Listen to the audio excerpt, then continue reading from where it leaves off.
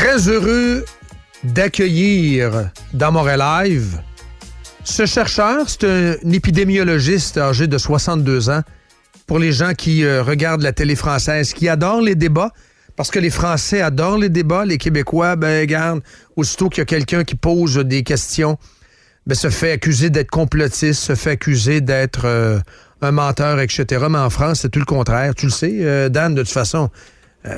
Ta conjointe est d'origine, de père, ses parents français, donc vous avez...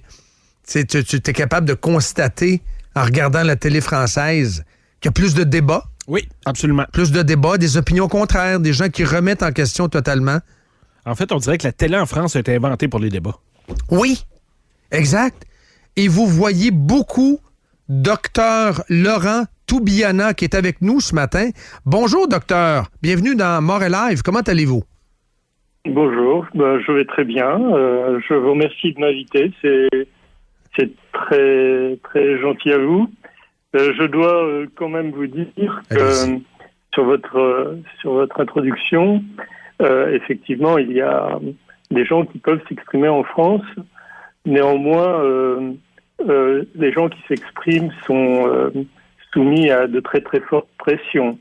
Et j'avais dit d'ailleurs lors d'un des débats comme ça que ce serait ma dernière intervention sur les télés françaises. Et je pense que cette intervention-là, cette interview, cet entretien que nous allons avoir sera très probablement aussi l'une de mes dernières interventions sur les ondes. Pourquoi vous dites ça, docteur? Eh bien, pour plusieurs raisons. D'abord, parce que la pression est très forte, hein, contrairement à ce que vous pensez au Québec. En France aussi, la pression est forte. Les gens qui s'expriment sont soumis à des critiques sévères. Ces critiques, on arrive à les assumer un moment, et puis au bout d'un moment, on en a assez, et il y a beaucoup d'autres choses à faire dans la vie que de prendre des coups. Donc, vous êtes menacé par qui, docteur, si vous permettez? Vous êtes menacé par qui, docteur, si vous permettez, et pour quelle raison l'êtes-vous? Alors, les menaces directes, certainement. Le discrédit qui est jeté sur ce que je peux dire l'est totalement. Et ça va au-delà de ça. Ça va sur ce que je dis et sur ma personne. Donc tout ça est assez difficile à vivre, notamment pour mes enfants. Si vous voulez, le dernier gros coup, entre guillemets, tourne autour de mon apparition dans le film Hold Up. Et disons que ce film a été traîné dans la boue d'une manière éhontée. Il y a eu un nombre d'émissions importants disant que ce film était un film de complotiste. Et donc, toutes les nombreux intervenants dans ce film, même si moi je ne fais que quelques apparitions, ont été mis dans le même panier et jetés aux gémonies, si vous voulez. Donc ça, c'est un peu dur à vivre. Et puis aussi, il y a un deuxième aspect, c'est que personnellement, j'ai l'impression d'avoir tout dit et d'avoir tout dit depuis longtemps. Donc mon impression, c'est de ne plus avoir grand-chose de très nouveau à dire. Et voilà, je subis les événements comme tout le monde en ce moment. Et ce que je peux dire, je l'avais déjà dit il y a très longtemps, donc je suis prêt à le répéter. Mais je ne veux pas vous faire répéter ce que vous avez dit à RTL et tout, mais allons-y avec ce qu'il y a de plus contemporain, ce que nous allons vivre en 2021, la vaccination. Je veux vous entendre là-dessus, parce que vous êtes prononcé là-dessus. Vous avez mentionné que c'était une fausse bonne idée, la vaccination. Le vaccin est une fausse bonne idée. Pourquoi vous dites ça? Alors, je dis ça non pas parce que je suis anti-vaccin, loin de là. Hein, je le préviens tout de suite. Vous êtes en faveur des vaccins? Alors, je ne suis ni en faveur des vaccins, ni contre les vaccins. Okay. En fait, c'est pas mon problème. La question n'est pas là. La question rejoint finalement les idées que j'ai énoncées dès le début. Dès le début, c'est-à-dire avant même que l'épidémie arrive en France, et donc bien avant qu'elle arrive au Québec. Je crois qu'il y a un petit décalage d'1 mois entre la France et le Québec. J'avais déjà ce que je vais vous dire maintenant. Si vous voulez, l'ensemble de toute cette crise est fondé sur une seule chose, c'est la dangerosité de ce virus et le fait qu'il crée une épidémie qui va ravager la planète. En gros, c'est ce qui nous a été, entre guillemets, vendu. Or, moi, dès le début, j'ai dit, essayons de regarder, essayons de comparer avec des choses connues et évaluons justement la dangerosité de ce virus et son effet sur les populations et donc sur la génération d'épidémies. Et en gros, ce que j'ai dit pratiquement dès le début, c'est que ce n'était pas une épidémie plus dure que les autres, plus dure que ce que l'on connaît. En tout cas, avez-vous les chiffres de votre côté, docteur? Avez-vous les chiffres de votre côté aujourd'hui? Les chiffres globaux de l'épidémie, ça dépend quel chiffre. Alors on va les chiffres de mort. Pour être très concret. Moi, je vais vous parler surtout de la France, mais vous verrez que dans tout le monde, dans le monde entier, ça réagit à peu près de la même manière. Et je vais vous parler de la France et vous appliquerez une règle de 3 pour le Québec. C'est à peu près la même dynamique et à peu près les mêmes chiffres. Hein. Donc pour la France, si vous voulez, si on regarde simplement l'indicateur qui est le nombre de cas confirmés. En France, à l'heure actuelle, on a à peu près 2 millions de cas confirmés depuis le début de l'épidémie, c'est-à-dire depuis 8 mois. 2 millions de cas, c'est inférieur à ce qui se passe en 2 mois de grippe en France. En moyenne, en France, la grippe touche 2,5 millions de personnes tous les ans, en moyenne. Et vous voyez, le Covid, lui, touche 2 millions de personnes en 8 mois. Donc déjà, on commence à se poser des questions. Si vous voulez, les ordres de grandeur ne sont pas du tout aussi dramatiques que ce que l'on nous annonce. Pour la grippe, on ne fait rien du tout, on laisse attendre et puis voilà, la grippe se termine. Son histoire naturelle tous les ans arrive. Et pour le Covid-19, sa première histoire naturelle, c'est-à-dire lors pour nous en tout cas, de mars à fin avril, début mai, on a eu une histoire naturelle qui ressemblait très nettement à ce qui se passe pour la grippe. Donc voilà, ça c'est pour le nombre de cas. Maintenant, pour la mortalité, je peux vous en parler aussi. La mortalité, si vous voulez, on a comparé la mortalité de l'année englobant le Covid comparativement à celle des années précédentes. La surmortalité par rapport aux 2 années précédentes, en France, équivaut à 5%. C'est-à-dire 5% de surmortalité, c'est un chiffre extrêmement faible. On est très très loin. Nous, on nous avait annoncé en France 500 000 morts pour mettre en place le premier confinement. 500 000 morts, ça représente plus de 80% de surmortalité. Vous voyez, on est donc très très très loin de ce qui nous est annoncé.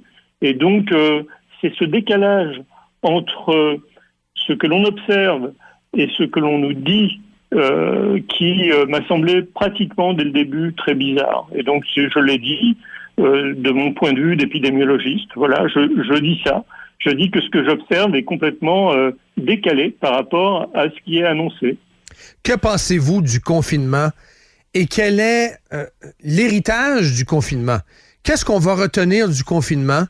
Qu'est-ce qu'on aura subi du confinement? Et quels seront les effets peut-être même pervers du confinement?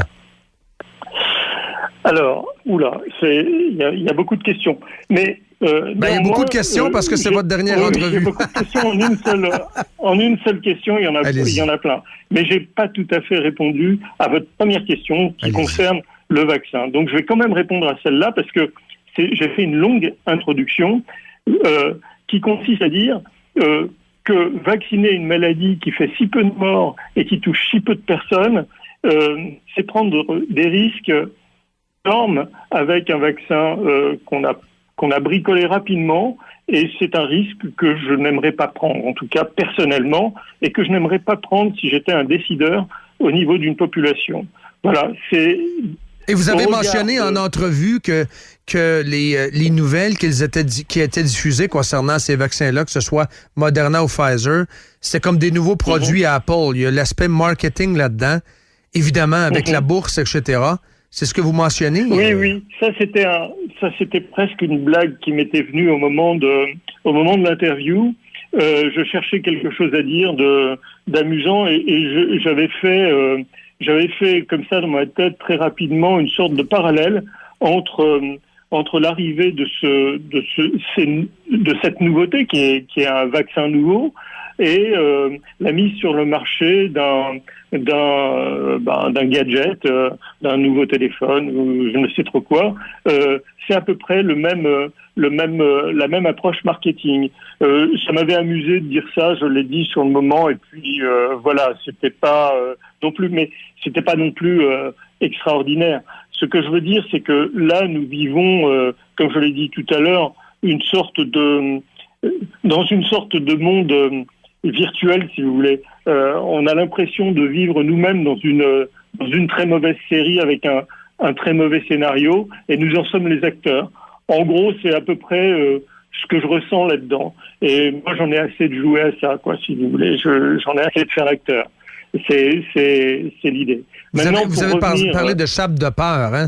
Il y a une chape de peur sur nos sociétés, et tout le discours anxiogène qui est transmis par les médias et les politiciens dans une espèce de match de tennis où on pose la question, on a la réponse.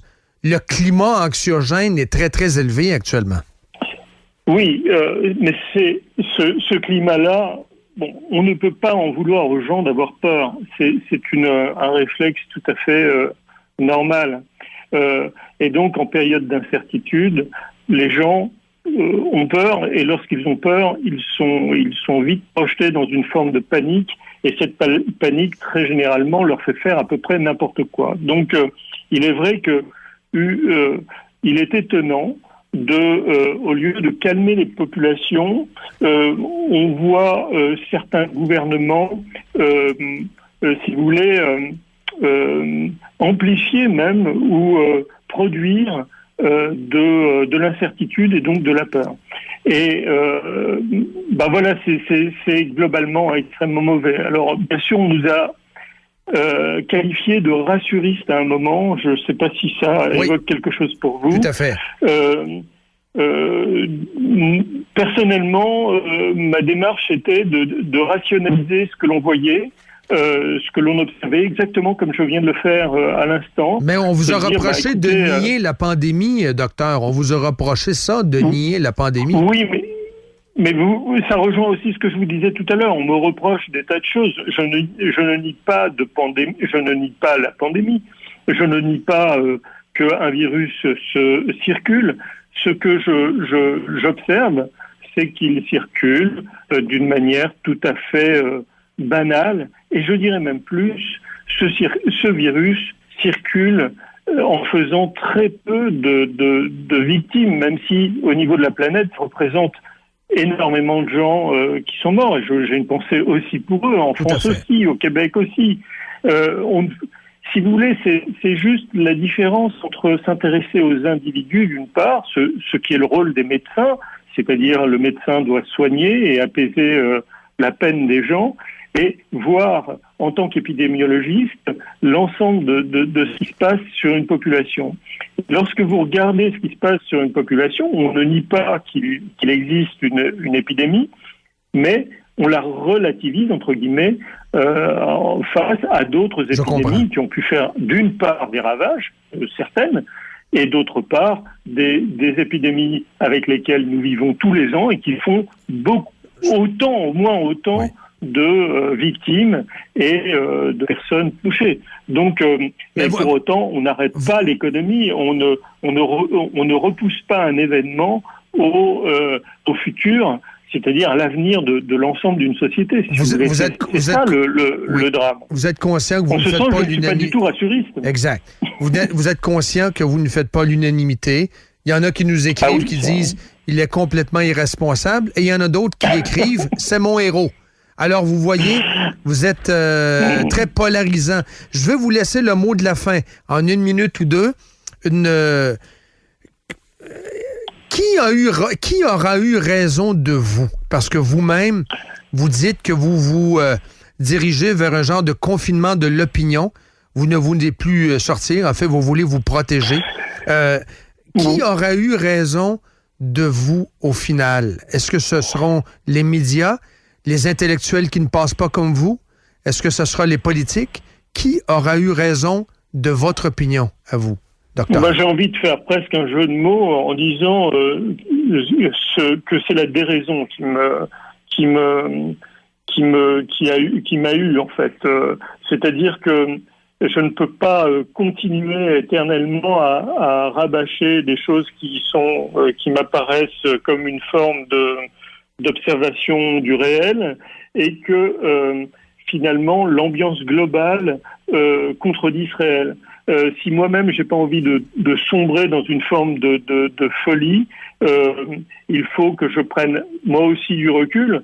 Donc je suis conscient que, si vous voulez, les intelligences sont faibles, que moi aussi je peux me tromper, donc je peux avoir des doutes, j'en ai toujours, et donc il faut pas nécessairement prendre tout ce que je dis au pied de la lettre. Néanmoins, ce que j'ai écrit le 11 mars 2020 et qui avait été réfléchi au moins 15 jours avant, c'est-à-dire avant que l'épidémie arrive en France, je vous invite à le lire. Ça s'appelle « Une épidémie déconcertante » et vous verrez que c'est déconcertant de vision du futur. Et on a presque l'impression de lire un texte qui serait écrit aujourd'hui. En fait, ça a été écrit avant que l'épidémie arrive. Je vous laisse donc, le mot de la fin. Je comprends, je suis quand même atterré de savoir que vous allez vous adresser pour la dernière fois dans un média électronique officiel, diffusé à grande échelle dans la francophonie, sur notre antenne à Radio X. Et je vous laisse le mot de la fin, Laurent Toubiana. D'abord, on ne peut jamais dire jamais. Je n'ai plus envie, pour l'instant, j'ai envie de prendre un peu de recul. Il est possible que je vienne, et d'ailleurs je l'ai toujours dit, on ne peut pas dire, Fontaine, je ne boirai pas de ton eau. On peut simplement dire que pour l'instant, il vaudrait mieux pour moi et pour ma santé, et celle de ma santé mentale et celle de mes enfants, prendre un peu de champ. Voilà. Merci. Mais je continue à réfléchir, ça ne m'empêche pas de penser. Non, ça ne m'empêche pas de travailler aussi. Je reste un épidémiologiste pour autant. Voilà. Mais je vous remercie infiniment, docteur Laurent Toubiana, d'avoir été avec nous ce matin. Merci beaucoup et je vais vous souhaiter de joyeuses fêtes. Merci beaucoup à vous et à tout le monde. Merci, au revoir. Docteur Laurent Toubiana, qui était avec nous. Il faut absolument aller à la pause. Sarah s'en vient. Update vite, 10 secondes d'homme. Oui, juste dire, du côté de SSF Incendie, on le rappelle, 3e alarme, 50aine de pompiers qui sont présents sur place. Là, on est en train de vérifier s'il reste encore de l'incendie quelque part. Mais en gros, les flammes, ça, c'est pas mal contenu, là. Excellent. Donc, ça va quand même pas si mal, mais j'attends d'autres détails. Là. On s'en va en pause et vous êtes dans Montréal Live.